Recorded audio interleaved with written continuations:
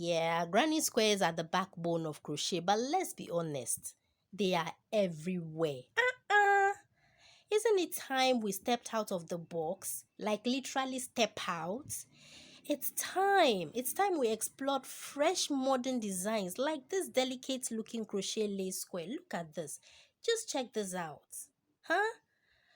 This is just one motifo. Now look at this. What? Isn't this pretty?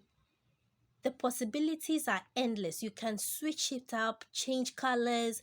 Do you know the things you can make with this? Skirts, shirts, trousers.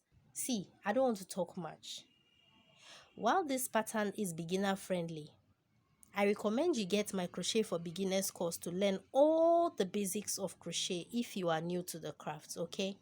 Alright, crochet cousins, let's get our hooks and yarn and let's get stitching. So the material I'm going to be using today is this regular ball of yay yarn, and you can use any yarn weight at all, but it would affect the outcome of the square, as in the size and the feel of it. And I'm going to be using a 2.5mm hook, scissors, stitch markers are optional, blocking board optional. Let's begin with a slip knot.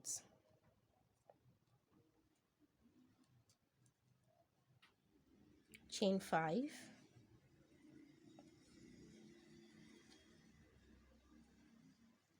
and then slip stitch to the beginning chain.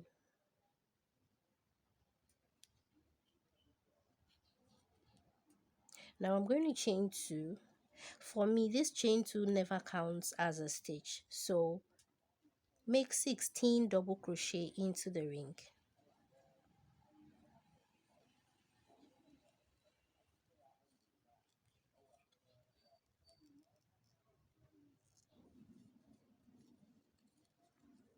Now I have my 16 double crochet, so slip stitch to the beginning double crochet, not the chain 2 you started with, but the top of the double crochet stitch, and join with the slip stitch. You can choose to chain 5, where the chain 3 will count as a double crochet and the 2 as the space, but I want to do a stack of single crochet. So chain 1, this is how I do it: single crochet, and then I'm just going to go into the left side of the loop and then make another single crochet. So this is going to substitute as my double crochet stitch. Now I'm going to chain 2 and then place 1 double crochet into the next stitch, chain 2, double crochet into the next stitch. So you're going to work 16 double crochets with chain 2 spaces in between them. And here's my last double crochet stitch, chain 2, and then slip stitch into the top of that first double crochet stitch. If you did a chain 5, then it's going to be into the third chain stitch. Alright, so slip stitch into the chain 2 space, chain 2. Now we're going to be working clusters into all the chain spaces, so yarn over and then work a double crochet. Do not complete it. Yarn over again and work another double crochet. Now with the 3 loops, you can yarn over and pull through all of them. Now chain 2 and then work the cluster into the next chain space. So you're working 3 double crochets together like so. So you've got 4 loops on your hook now. Yarn over, pull through all 4, and then chain 3, and repeat the same thing for all the remaining chain 2 spaces.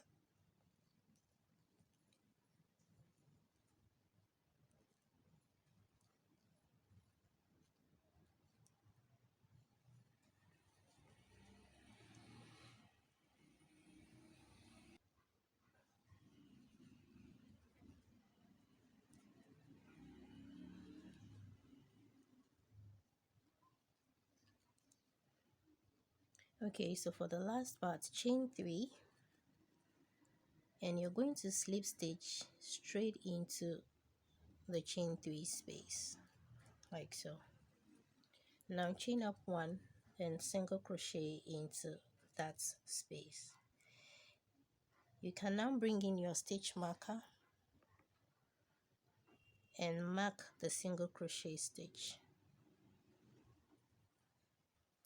Now go into the next chain space and place 5 double crochets in there.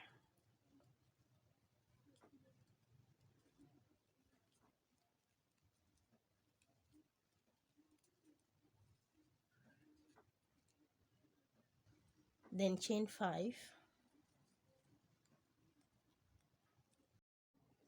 Now place 5 double crochet into the same space. So this is going to be our first corner.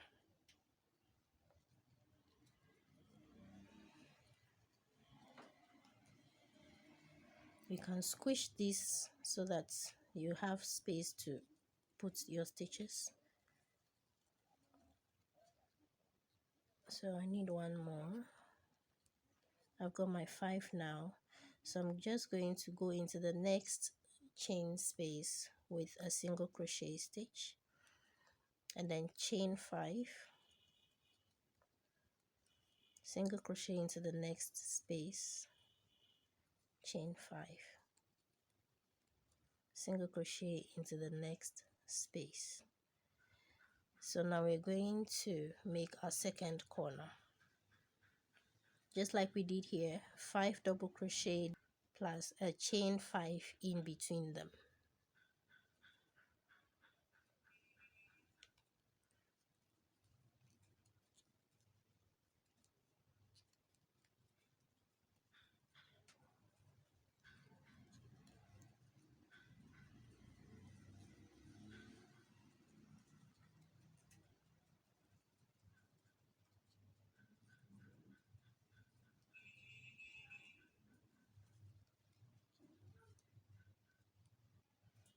Single crochet into the next chain and then chain 5, and you repeat exactly what we did here until you get here. So I've got all 4 corners. So after the 5 are done, this 5 double crochet, single crochet into the next chain space, now chain 5, single crochet into the next. Remember, it's a chain 5, 2 of chain 5s in between each corners, right? So we have 1. All right, so chain 5,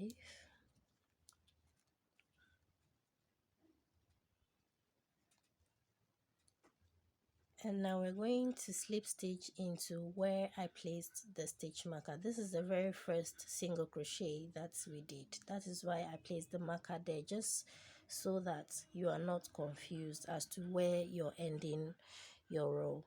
So slip stitch into that single crochet stitch, and what I like to do is to slip stitch into the next stitch as well. Then I can cut my yarn and pull it through, and then I just go into that stitch and bring the yarn to the back.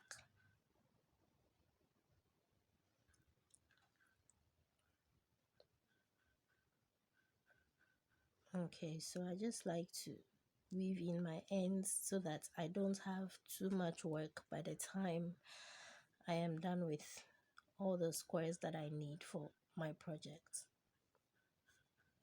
So I like to weave it into the corner because there are lots of stitches there, so it is able to hide better in there.